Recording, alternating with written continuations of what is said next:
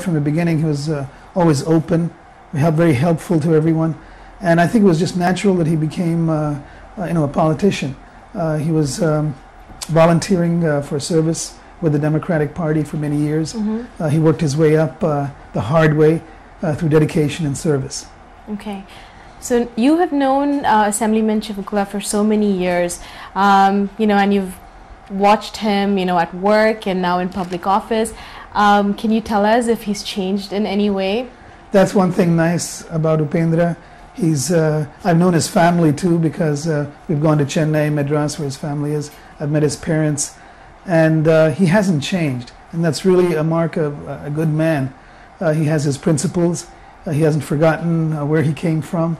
He's been, a great service to the Indian community, and he's a good friend and a good father. Okay. So, Mr. Aryama, is there any, special memory of your friendship with Mr. Chivukula that you'd like to share with us?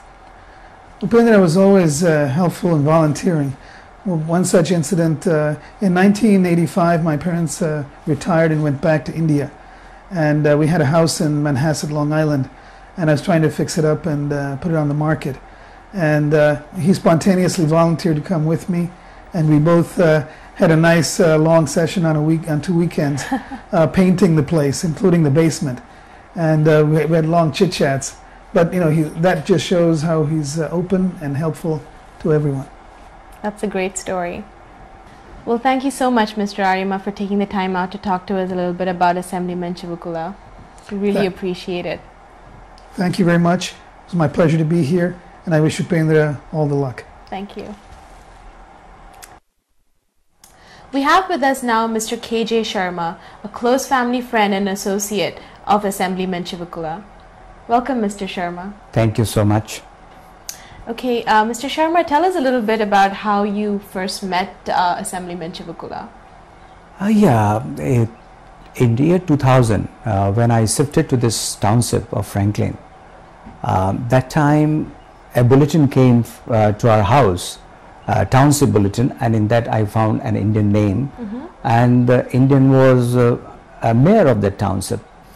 So I got really impressed and interested to meet him sometime, and then immediately I called up, and he had been so nice to give time, and he was somewhere away from the township's office, but he gave me time, and I went, and he met very nicely, and I was so happy to know that in the United States an Indian origin American is the mayor of the township. Sure. And I had shifted to this country. I immigrated in 1998. So it wasn't too long that I had lived in this country, and just after 2 years only I found an Indian, a mayor of the township, so that was a very pleasant surprise for me. And when we met, I found him a very down-to-earth person, very compassionate, and always ready to help anybody and everybody. That's the kind of attitude I could see. Right. And at that time I immediately asked him, because my daughter was going to get married, so I asked him how and where I can go for my marriage certification for the daughter's marriage and all that. He said, Mr. Sharma, you have come to the right place. I'm not only the mayor, but I'm also the marriage officer of the township. Right. So I'm the one who is going to sign the certificate. Right. So he gave me the forms, and he said that you keep it filled up and submit to the township, and it will automatically come to me, and on the designated date, whatever you have filled in, I'll personally see that. I'll visit the marriage site, I will come personally there, and I will sign the certificate. And he did that. And he did that, and it had been so pleasant for us. He personally came, he came with the family, so we also extended our invitation, and he participated in the marriage ceremony, and he signed the certificate. So that was the beginning of our association, and I also live very close by from his house. And you're involved in fundraising. So then, we had been always supportive to him, because, we found him such a nice person, always going out to help anybody and everybody. So that's how we came so close to each other. Okay. Yeah. Well, thank you so much for being here, Mr. Sharma, and talking to us about this lovely story.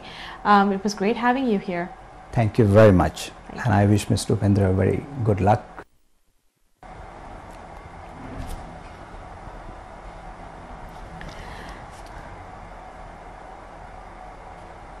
Welcome back from the break. This is NRI Legends with Assemblyman Upendra Chivukula.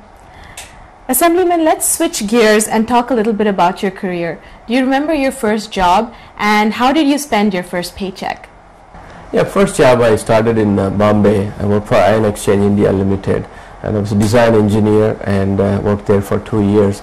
And the first paycheck I got, I was so thrilled, and I got about like 400 rupees at that time. Which was a lot of money in those days. Those days, definitely. I sent 50% of it to my mother and father who needed it very much. I also went out and had a nice dinner. Okay, now that's a very sentimental thing to do. I mean, I know most sons, their first paycheck, they always give it to their mothers, and it's just a traditional thing back home in India. Now, you started your career in the US with CBS, and then short stints at Electronic Associates and Leeds and Northrop in Pennsylvania followed. But then you had a long and successful career spanning 18 years with AT&T. Do you want to talk to us a little bit about your key achievements during that time?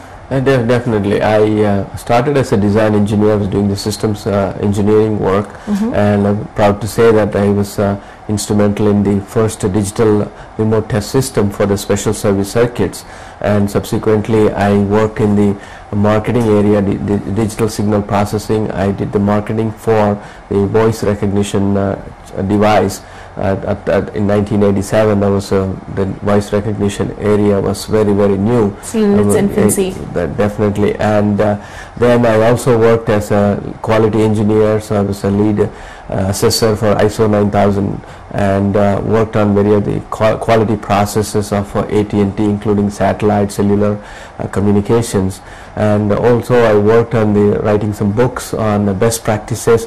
This was a Department of Defense, right. Okay. Department of Defense Navy project, concept to manufacturing, wrote books on that. And also I spent some time writing 3 books on supply chain management, and that was, these books are published, the supply chain management books are published by AT&T, and the DoD best practices books are published by McGraw-Hill, and they are available for public consumption. Okay.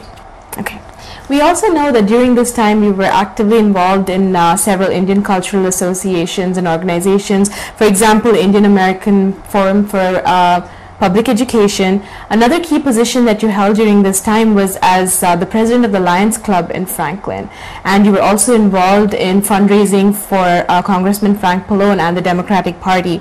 How did the transition occur from supporter and backer actually to you taking center stage as an active politician? Was there any one incident or event that actually triggered this transition? I think when I was working for various campaigns, helping many other candidates, doing fundraisers, and I was also involved quite a bit with the Indian American community, doing the forum work. And one of my friends challenged me that, friend, I really don't know politics, you have to really be involved in mainstream politics, and being an underdog, I cherish being an underdog, and took that as an opportunity to really seek out what can I do, what are my real capabilities, and I went out there and became the chairman of the Democratic Party, and subsequently got 5 candidates elected, and then an opportunity came along for me to run for office, and I was quite hesitant because of my family situation, and I don't know whether I get support, but my wife was 100% behind me, and I sought my first political office. Okay. Now, were there any other people that you'd like to mention, who actively supported you during that time and kind of strengthened your resolve to enter the political race yourself? Yeah, of course, my family has 100% behind me, and then I have one lady by name Kanak Datta, Mrs. Kanak Datta. She was instrumental in promoting me and trying to guide me through the process. I have many friends various levels in the political party, and so they helped me along and gave me the encouragement. They think I can do it. Okay. Now, why did you gravitate towards the Democratic Party?